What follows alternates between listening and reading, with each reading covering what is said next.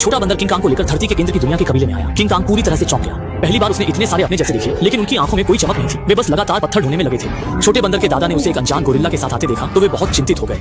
तभी एक गोरिल्ला गलती से एक बड़ा पत्थर गिरा देता है और जैसे ही वह हक्का बक्का होता है उसे एक लात मारकर उड़ा दिया जाता है।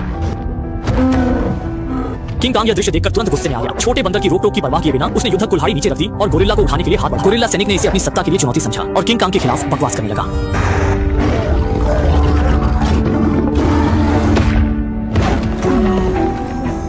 एक गोरिल्ला यह देखकर खबर देने के लिए भागा, लेकिन उसे भी एक लात मारकर उड़ा दिया गया। वह उठकर गार्ड की ओर इशारा करने लगा, जैसे कि कह रहा हो कि कोई समस्या खड़ी कर रहा है। गार्ड के पीछे उनका नेता लंबी भुजाओं वाला गिब्बन खड़ा था।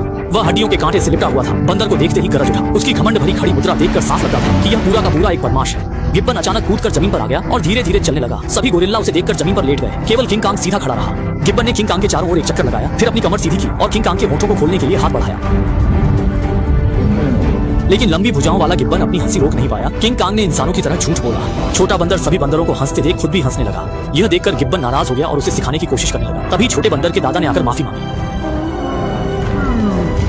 लंबी भुजाओं वाला गिब्बन ने मुड़कर किंग कांग की तरफ देखा, फिर उसने चालाकी से पीछे से वार किया। विशाल गोरिल्ला सीधे लावा में गिर गया। किंग कांग गुस्से में आ गया। उसे पता था कि यह लंबी भुजाओं वाला गिब्बन उसे झड़ते रहा है। लंबी भुजाओं वाला गिब्बन कोड़ा लहराता है। अन्य विशाल गोरिल्ला जमीन पर मुक्के मारते हैं ताकि समर्थन दिखा सके। जब किंग कांग ने चारों ओर देखा तो गिब्बन ने अचानक हमला कर दिया, लेकिन किंग कांग ने तेजी से प्रतिक्रिया दी और मुश्किल से बच पाया। जब कोड़ा फिर से आया, किंग कांग ने हाथ बढ़ाकर पकड़ लिया, लेकिन लंबी भुजाओं वाले गिब्बन ने अचानक जोर से खींचा और 5 बार बल में ही किंग कांग की हथेली पर कट लगा दी। उसका चेहरा देखकर ही पता चलता था कि गिब्बन कितना दुष्ट है। किंग कांग ने अपने हाथ में भयानक निशान देखा और तुरंत गुस्से में आ गया। उसने युद्धक कुल्हाड़ी उठाई और गिब्बन की ओर दौड़ा, लेकिन किंग कांग ने उसे हल्के में लिया। ये नहीं सोचा कि गिब्बन में भी कुछ खास है, नहीं तो वह इस नेता की जगह पर कैसे बैठता। इस समय किंग कांग की युद्धक कुल्हाड़ी हड्डी के कोड़े से खींच गई। गिब्बन ने एक छलांग लगाई और मौके का फायदा उठाकर किंग कांग की गर्दन को जकड़ दिया। किंग कांग ने पूरी ताकत से गिब्बन को फेंक दिया और फिर से पकड़कर जोर से फेंक दिया। रक्षक ने देखा कि नेता पर हमला हो रहा है। वे मदद करने आगे बढ़ना चाहते थे, लेकिन लंबी भुजाओं वाले गिब्बन ने उन्हें रोक दिया और सारे बंदर जोर जोर से चिल्लाकर हौसला बढ़ाने लगे। गिब्बन ने ठंडी हंसी के साथ हड्डी के कोड़े के सिर को किंग कांग के पीछे की ओर इशारा किया और विशाल गोरिल्ला ने एक बड़ा पत्थर धकेल दिया, जिससे लावा के नीचे का रास्ता बंद हो गया। लावा के अवरोध के हटने के बाद एक गुफा दिखाई दी और लावा से धुली हुई जमीन पर तुरंत बर्फ जम गई। फिर एक विशाल पंजा बाहर निकला। यह बर्फ युग का पूर्वज स्नो डेमन था। वह 4 जंजीरों से बंधा हुआ था और उसने असंतोष में एक गर्जना की। इस समय लंबी भुजाओं वाला गिब्बन ने हाथ से हमला करने का इशारा किया। किंग कांग और रक्त राक्षस किसी के अधीन नहीं होना चाहते थे। लंबी भुजाओं वाले गिब्बन ने तुरंत हड्डी के कांटे पर लगे क्रिस्टल कंट्रोलर को दिखा दिया, जिससे रक्त राक्षस पल भर में दबकर जमीन पर गिर पड़ा और दर्द में तड़पने लगा। मजबूर होकर उसने तुरंत ताकत इकट्ठा की और किंग कांग पर बेहद ठंडी बर्फ उगल दी। किंग कांग ने तुरंत युद्धक कुल्हाड़ी उठाकर बचाव किया, लेकिन ठंडी बर्फ फैलने लगी जब तक कि युद्धक कुल्हाड़ी उड़ गई और किंग कांग का हाथ पूरी तरह से जम गया। जैसे ही खून का राक्षस फिर से हमला करने वाला था, किंग कांग ने मुड़कर छोटे बंदर को देखा, जो उत्साहित होकर गुफा के बाहर का रास्ता दिखा रहा था। सौभाग्य से किंग कांग ने लड़ाई में नहीं फंसा और कुछ ही कदमों में गुफा के अंदर कूद गया। गिब्बन ने यह देखा और तुरंत अपने अनुयायियों को पीछा करने का आदेश दिया, जबकि किंग कांग की युद्धक कुल्हाड़ी गुफा में ही रह गई। किंग कांग घायल हाथ को घसीटते हुए धरती के केंद्र की सतह पर लौट आया और विशाल गोरिल्ला कबीला भी ऊपर चढ़ा।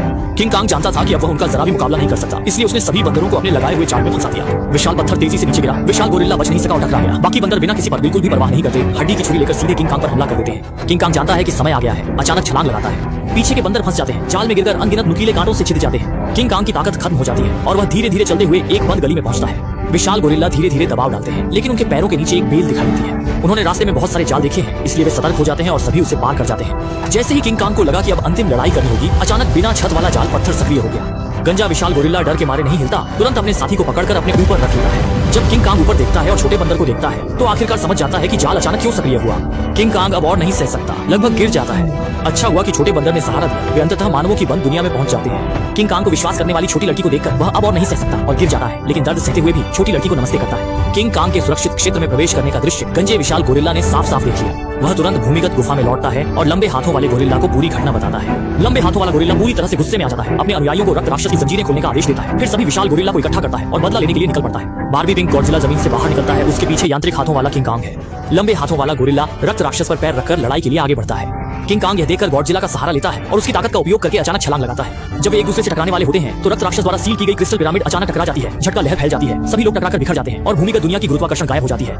गॉडजिला पास की चीजों का सहारा लेकर लक्ष्य की ओर बढ़ता है और अंततः रक्त राक्षस के साथ भिड़ जाता है और हवा में लंबे हाथों वाला गोरिल्ला तैरती हुई विशाल चट्टानों का सहारा लेकर किंग कांग के करीब आता है। जैसे ही दोनों बंदर मिलते हैं, किंग कांग कमजोर पड़ जाता है। एक विशाल गोरिल्ला मानवों पर हमला करता है, लेकिन उड़ते हुए जाल में फंस जाता है। इस बिना गुरुत्वाकर्षण की स्थिति में मोथरा लगभग अजेय है। विशाल गोरिल्ला को देखते ही उसे बांध देता है। किंग कांग ने लंबे हाथों वाले गोरिल्ला को हरा दिया, लेकिन पीछे से गंजा विशाल गोरिल्ला हमला करता है। अच्छा हुआ कि छोटा बंदर समझदार है, जानता है कि वह नहीं जीत सकता, इसलिए पत्थर से मारता है, लेकिन इससे उसने अपने लिए दुश्मनी मोल ली। इस समय गॉडजिला कमजोर पड़ जाता है। बर्फ राक्षस द्वारा जम जाता है। अच्छा हुआ कि मोथरा हस्तक्षेप करता है और गॉडजिला के पास अनंत परमाणु ऊर्जा है। वह बर्फ राक्षस की जमाने की क्षमता से बिल्कुल नहीं डरता। जब किंग कांग लंबे हाथों वाले गोरिल्ला के हाथ से युद्धक कुल्हाड़ी वापस लेता है, तो भूमिगत की गुरुत्वाकर्षण फिर से बहाल हो जाती है। लंबे हाथों वाला गोरिल्ला यह देखकर किंग कांग को लात मारता है, फिर ट्रांसपोर्ट पोर्टल की ओर उड़ता है और गॉडजिला और बर्फ राक्षस भी गुफा की ओर गिरते हैं। किंग कांग दीवार पर जोर से छूटता है। युद्धक कुल्हाड़ी का उपयोग करके गति कम करना चाहता है, लेकिन वह छूट जाती है।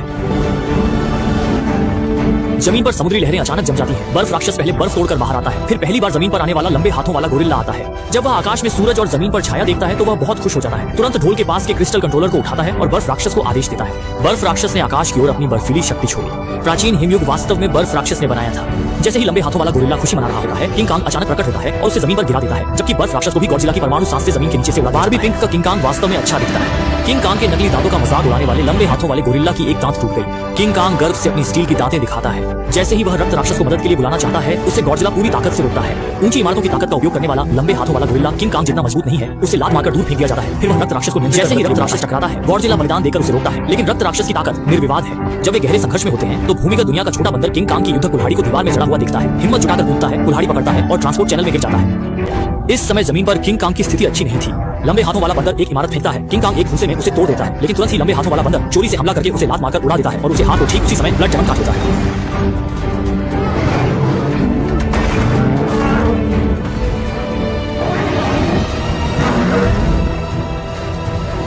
ब्लड डेमन ने किंग कांग को गंभीर रूप से घायल करने के बाद एक और परमाणु बर्फीली सांस की तैयारी की। इस समय गोजिरा ने पहली बार अपनी शक्ति चार्ज की और स्किनी पर जोरदार हमला किया, लेकिन स्किनी की प्रतिक्रिया भी तेज थी। उसने पलटकर एक चाबुक मारा, लेकिन यह भी ठीक उसी समय गोजिरा ने उसे अपने जबड़े में पकड़ लिया। एक जोरदार झटका देते ही स्किनी दूर जा गिरा। शक्ति से भरे गोजिरा ने जोर लगाकर हड्डी की चाबुक को काट डाला। लंबी बाहों वाले गिब्बन ने जमीन पर गिरे क्रिस्टल कंट्रोलर को देखा तो वह तुरंत चौंक गया और लुढ़कते रेंगते हुए उसे उठाने दौड़ पड़ा, लेकिन गोजिरा उसकी मर्जी कहाँ मानता। एक परमाणु सांस छोड़ते हुए स्किनी का पीछा करता है। आखिरकार अपने बंदर जीन के फायदे से उसने कंट्रोलर हासिल कर ही लिया, लेकिन खुश होने का एक सेकंड भी नहीं मिला। गोजिरा ने एक और परमाणु सांस छोड़कर उसे गिरा दिया। कंट्रोलर किंग कांग के पास गिरा, लेकिन वह यह सब देखकर भी कुछ नहीं कर सकता था। ब्लड डेमन द्वारा बुरी तरह दबाया जा रहा था। गोजिरा ने यह देखकर मदद की, ब्लड डेमन को दूसरी दिशा में धकेलते हुए। किंग कांग ने अपनी मैकेनिकल बांग से बर्फ हटाई, कंट्रोलर लेने की कोशिश की, लेकिन स्किनी ने उसे पकड़ लिया। फिर वह जल्दी से उठा और किंग कांग को कसकर पकड़ लिया। जब किंग कांग लाचार था, छोटा बंदर कुल्हाड़ी खींचते हुए युद्ध क्षेत्र में आया और कुल्हाड़ी उठाकर कंट्रोलर पर वार किया। एक शॉकवेव तुरंत फैल गई, सभी लड़ रहे राक्षसों को पीछे धकेल दिया। लंबी बांह वाला बंदर उठकर छोटे बंदर को मारने ही वाला था, तभी किंग कांग ने उसे एक मुक्का मारकर गिरा दिया, फिर उसकी गर्दन पकड़ ली। इस समय गोजिरा ने आवाज लगाई, मैं भी लंबी बाहों वाले बंदर को मारना चाहता हूँ। इसी तरह गोजिरा और किंग कांग ने उसे इधर उधर फेंक कर पीटा, जब तक कि लंबी बाहों वाला वानर स्नो डेमन से मदद नहीं मांगता। लेकिन क्रिस्टल कंट्रोलर के बिना वह स्नो डेमन को नियंत्रित नहीं कर सकता था। स्नो डेमन को गोजिरा की स्वीकृति मिलने के बाद उसने शक्ति इकट्ठा करना शुरू किया। फिर एक बर्फीली सांस स्किनी पर छोड़ दी, जब तक पूरा बंदर हिल नहीं पाया। किंग कांग इस बर्फ की मूर्ति को देखकर और गुस्सा हो गया। ऊंची इमारत पर चढ़कर जोर से कूदा और जमे हुए लंबी बाहों वाले बंदर को जोर से जमीन पर पटक दिया। फिर उसे तब तक पीटा जब तक वह बर्फ के टुकड़े न हो गया। जब किंग कांग फिर से खड़ा हुआ, उसका गुस्सा शांत हो चुका था। गोजिरा ने फिर से शक्ति जमा करना शुरू किया और आकाश की ओर एक परमाणु सांस छोड़ी। ब्लड डेमन द्वारा बंद किए गए आकाश एक बार फिर सूरज की रोशनी आई।